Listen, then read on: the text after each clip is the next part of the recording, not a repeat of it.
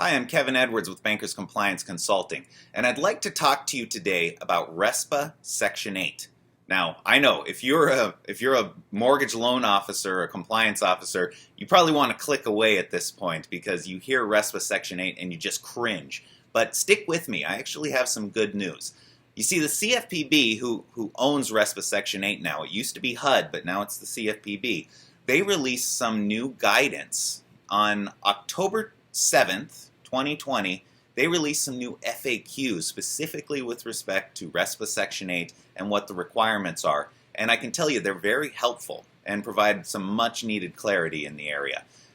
Particularly if you are concerned with marketing service agreements, there's a lot of good material there. In fact, they actually changed course a little bit with respect to how they are discussing market service agreements in their guidance. You see, previously, they had a bulletin. It was 2015-15, a compliance bulletin from the CFPB that was very critical of marketing service agreements. In fact, they straight up said that they were often used to hide kickback schemes.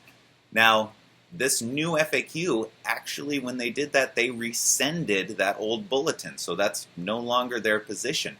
And there are some specific areas in these FAQs that address MSAs and take a lighter approach, so to speak. Now, they still say that they're concerned with them and that they will be evaluating them and taking a form over or a function over form approach when they're reviewing them.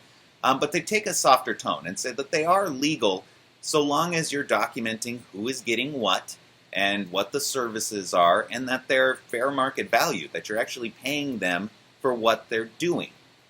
So now you still need to watch out for red flags. They're going to be looking to see if the agreement in general is intended to disguise some kind of either steering or some kind of kickback schemes. They're also going to be making sure that you're not using these agreements to interfere with a customer's ability to shop for settlement service providers.